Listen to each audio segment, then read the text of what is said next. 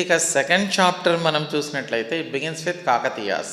So 11వ శతాబ్దం నుంచి 16వ శతాబ్దం వరకు ఉన్నటువంటి అంశాలు అని చెప్పేసి అన్నాం. ఇందులో వన్ ఈజ్ కాకతీయాస్ అని చెప్పేసి అన్నాం. ఒరిజినల్గా కాకతీయాస్ మరి చూసినట్లయితే సో ఎక్కువగా పరిపాలన చేసింది తెలంగాణ ప్రాంతంలో అని అన్నప్పటికీ కూడా అక్కడి దాకా విస్తరించి ఉంది కాబట్టి మనం కంపల్సరీ సో కాకతీయాస్ ఇంపార్టెంట్. ఇందులో మరి కాకతీయాస్ కాలంలో ఏదైనా అడగవచ్చు, క్యారెక్టర్స్ మీద అడగవచ్చు, లేదా social conditions, economic conditions, so cultural aspects, art and architecture ఏదైనా అడగచ్చు.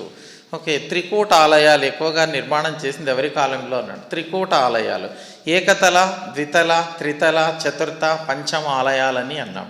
త్రికూట ఆలయాలు ఎక్కువగా ఏర్పాటు చేసింది ఎవరు అన్నట్లయితే దేశ కాకతీయుల కాలంలోనే ఏర్పడినట్లుగా తెలుస్తుంది.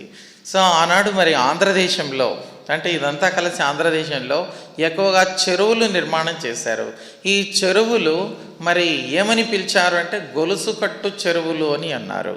కాకతీయుల కాలంలో నిర్మాణం చేసిన చెరువులు ఎక్కడా నిర్మాణం కాలేదు.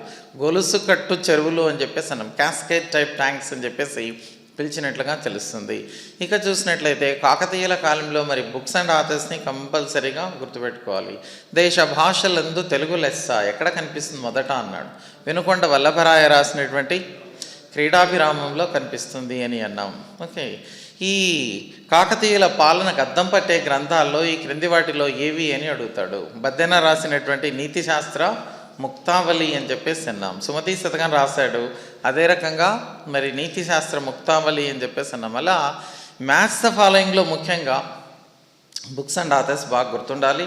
తర్వాత ఆర్ట్ అండ్ ఆర్కిటెక్చర్ మీద రామప్ప టెంపుల్ యొక్క విశిష్టత ఏంటి, 1000 పిల్లర్స్ టెంపుల్ విశిష్టత ఏంటి, పిల్లల మరిలో నిర్మాణమైనటువంటి దేవాలయాల విశిష్టత ఏంటి.